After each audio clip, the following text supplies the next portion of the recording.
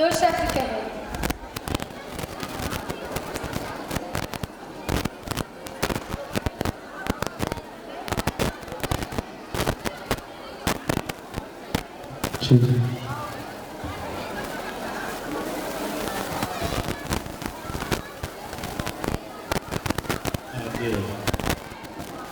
Tiny toys school के 19th annual function में इस स्कूल के डायरेक्टर प्रवीण सिन्हा जी,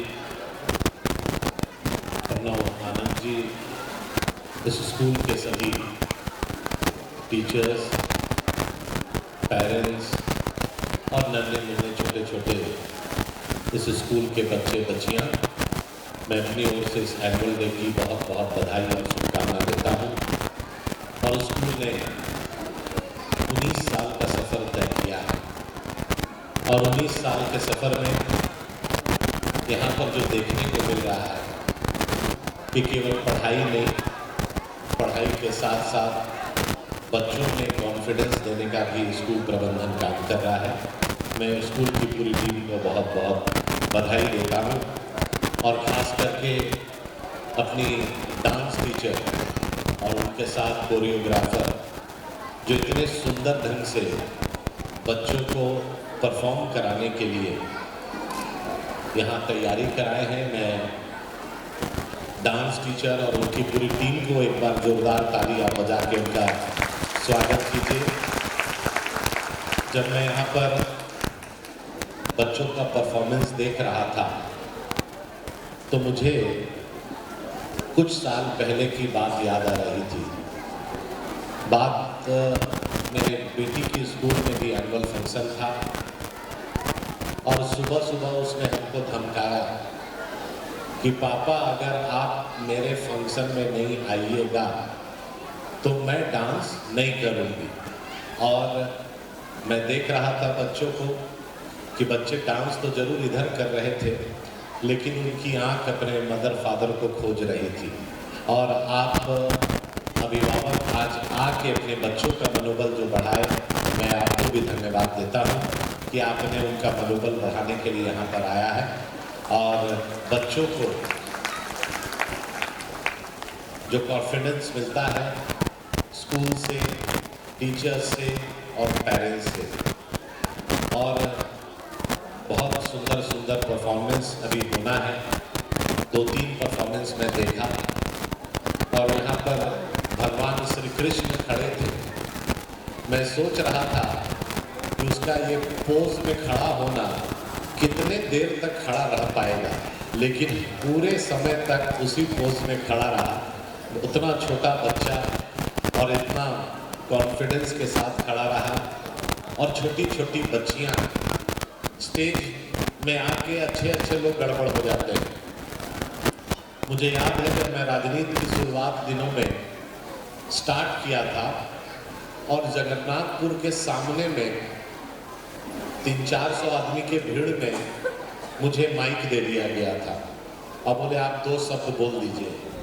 अब मैं ए सोचता था तो बी निकलता था और ठंडा का दिन में पसीना मेरा निकल रहा था।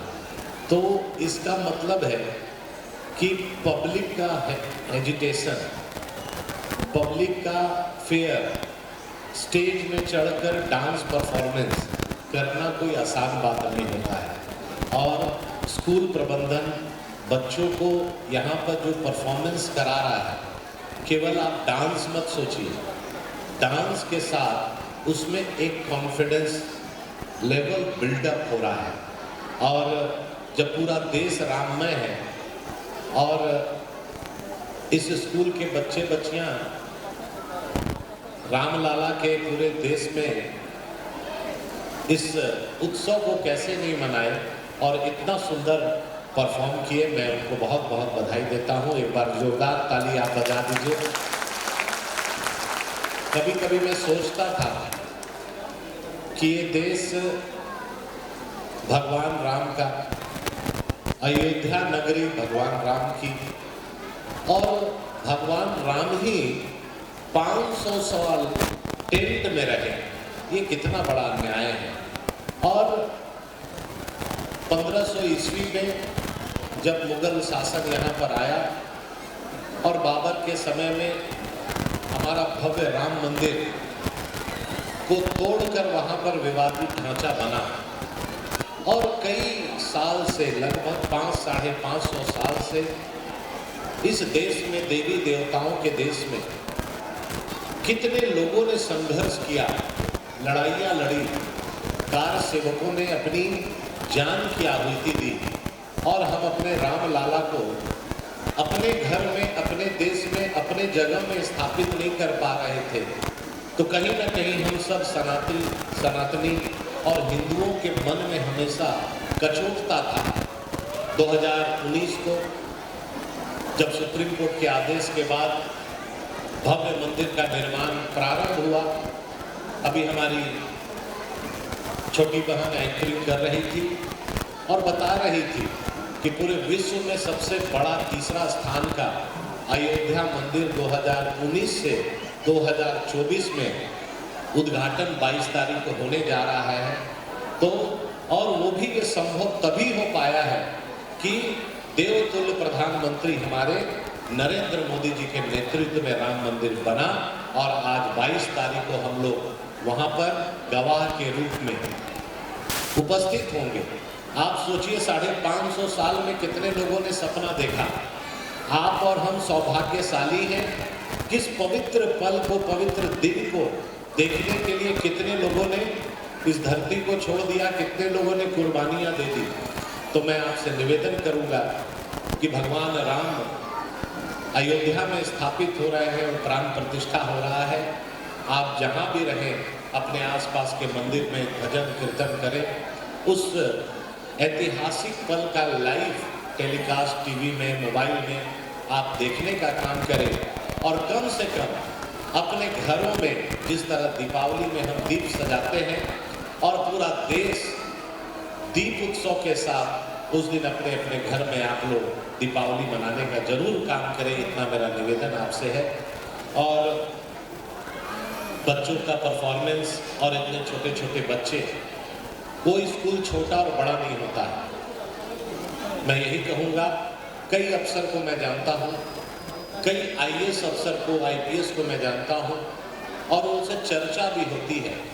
बहुत सारे अफसर सरकारी स्कूल में ही पढ़े हैं, जिला लेवल के स्कूल में सरकारी में पास करके वो आज आईएएस आईपीएस है, इंजीनियर हैं, डॉक्टर हैं।